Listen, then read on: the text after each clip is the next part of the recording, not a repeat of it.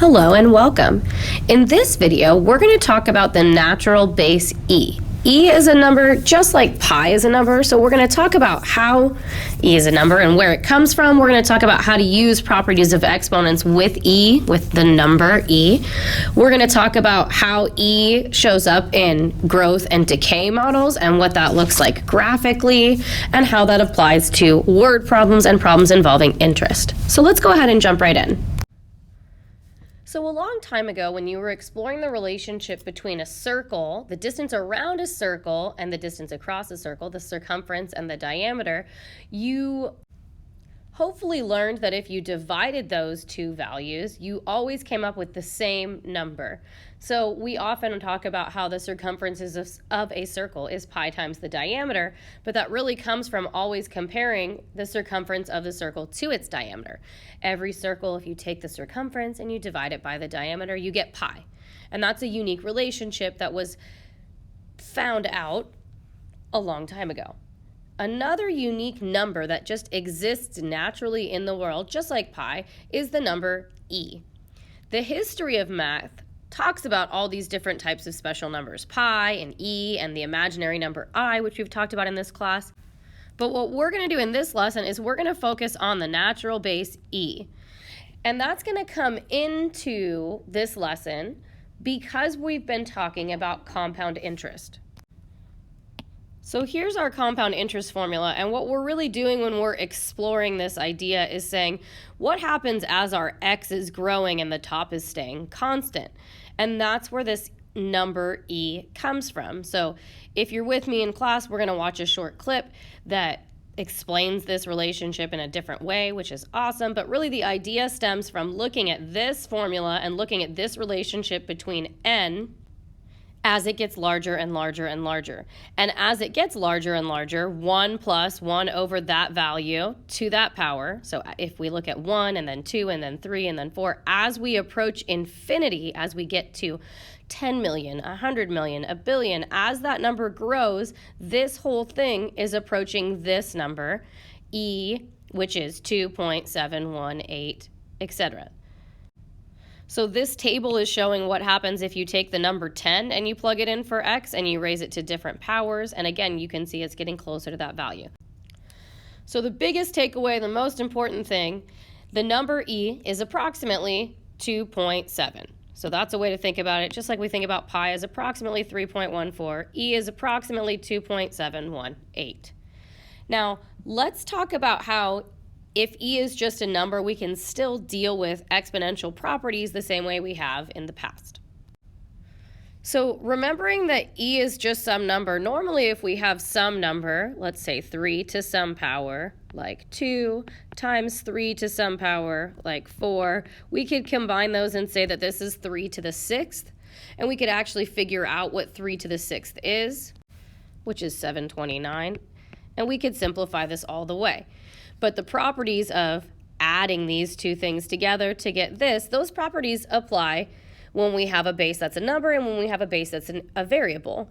In these types of situations, since we're just going to review the properties of exponents here, those properties still apply. We're just going to leave the base as e because I don't want to approximate 2.718 to the power of something. I just want to make something more concise. I want to simplify something or condense it down to just be one term. So here on number 1, we have e to the 3rd times e to the 6th, which is the same thing as e to the 9th, and we're going to just leave it like that. On number 2, just as a reminder, these coefficients in front of e, 16 and 4, we can divide those to get 4. E to the 5th over e to the 4th is e to the 1st, right? Because if I have 5 e's over 4 e's, all of them except for 1 divide out. And on number 3, this squared sign means I have everything twice, or it means that I need to make sure everything gets the power inside. So this is going to become 9e to the negative 8x. And one thing I want to stop right here and point out is that if we aren't talking about e, we need to make sure that our exponent is positive. But since we're going to be looking at growth and decay models, it is okay for us to leave this exponent negative. In fact, we want to leave it negative because it's easier to identify growth versus decay, which we're going to talk about in just a minute. So it's okay if your base is e to leave your exponent negative. What I'd like you to do is go ahead and pause the video and work through 4 through 6 on your own, and then unpause the video and see how you did. All right, so go ahead and check over those answers now. We're adding our two exponents together on number 4. We're dividing 24 and 8 and subtracting our exponents on number 5. We're showering the power or making sure that everything inside gets that exponent on the outside for number 6. All right, let's further this idea with what we already know about exponential functions and their graphs. So since e is just some number, 2.718, we can actually use that as our base for an exponential function. Remember, we talked about exponential functions just being of the form y equals ab to the x. So if the base is e, we can define this as a specific type of function, and we call it the natural base function. Still exponential. The function with base e can still represent both growth and decay, but in a slightly different way. So before we said if the b value was greater than 1, it was growth. If the b value was less than 1, it was decay. However, e is always 2.718, but it's not always graphically going to represent growth just because it's greater than 1.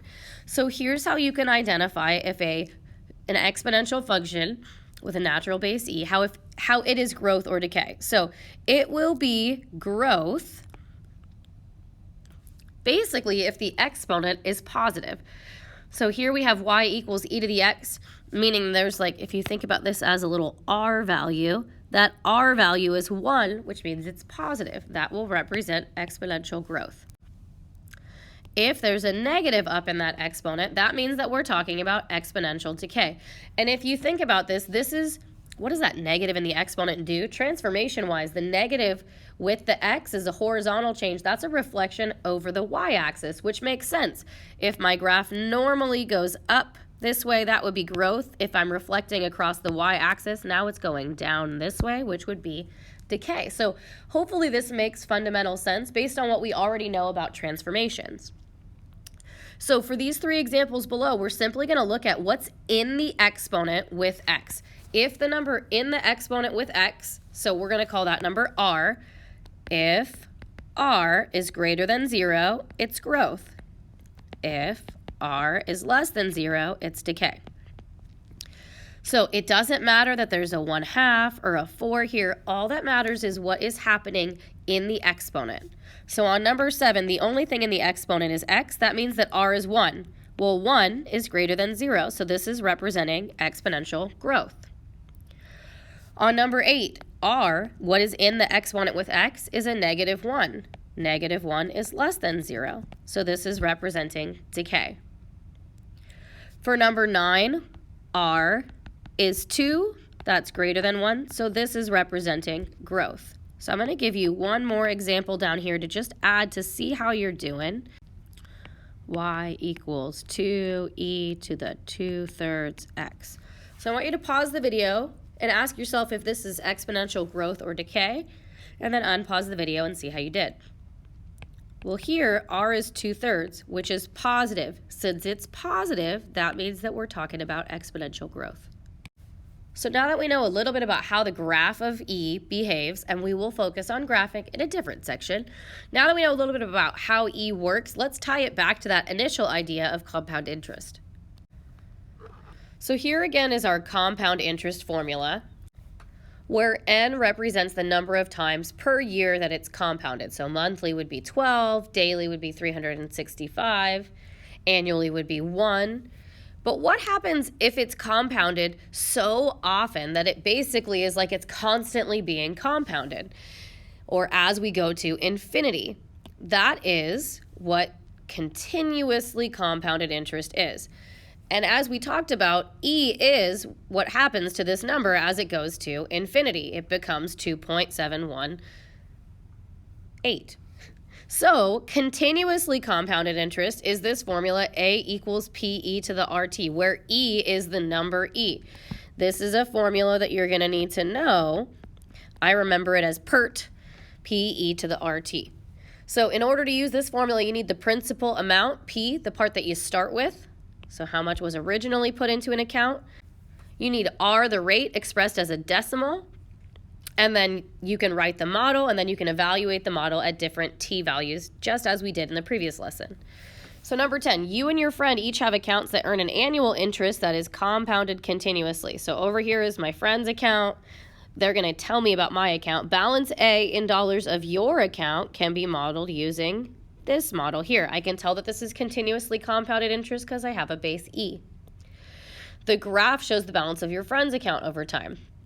What is your interest rate and which account has a greatest principal? So let's look at our account. So I'm going to put account A here. My principal, the amount that I started with, is the number that's in front, or what I get when I plug in 0, $4,500. My interest rate is 0.04 as a decimal, which would be 4% if we're writing it as a percentage. My friend, so I'm going to call that F, my friend's account, I can't tell what the rate is. All I can tell is that the initial amount, the principal, which is what we get when we plug in 0, is $4,000. So what is my interest rate? My interest rate is 4%. Who has a greater principal amount? I have a greater principal amount. Part B says, who has the greater amount after 10 years? Well, we can mathematically figure out after 10 years how much money is in my account. 4,500 times e to the 0.04 times 10. Go ahead and grab your calculator so we can get an approximation here. That should give you $6,713.21 after 10 years in my account. We can't find the exact value of our friend's account, but we can use the graph to identify, hopefully, if it's more or less than 6,700. So after 10 years, that would be here. I'm getting right about here, which I, again, can't tell exactly what that number is, but that number definitely seems to be more than 7,000. So my friend has more money in their account after 10 years.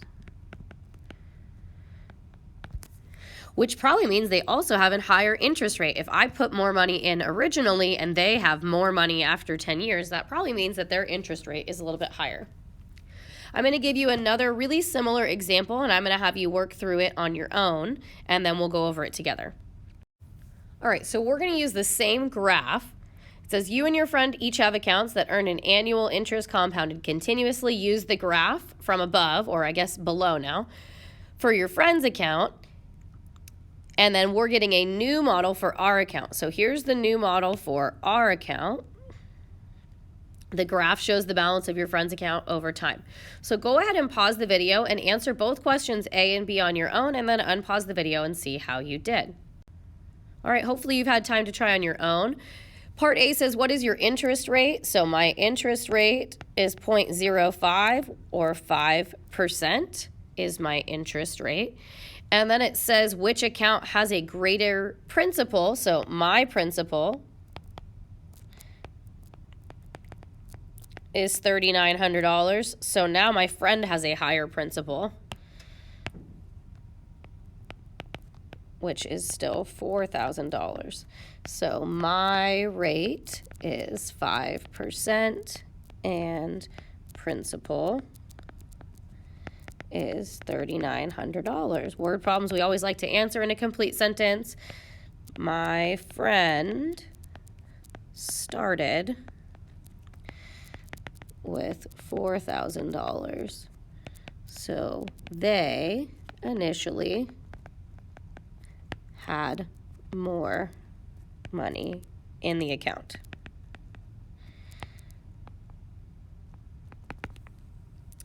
Part B says which has a greater balance after 14 years. So to find our balance, or my balance after 14 years, I'm going to take our model. I'm going to plug in 14. I'm going to use a calculator to approximate that. And that's going to give me $7,853.64. Then I'm going to look at the graph to see what my friend's amount is. And that looks like, let's see, after 14 years, so we would be here. It looks like they have more than $9,000, so my friend has more money in their account after 14 years. Seems like our friend's account is a little better because they had more money than us both times. All right, let's look at one last example and then we'll wrap up this video.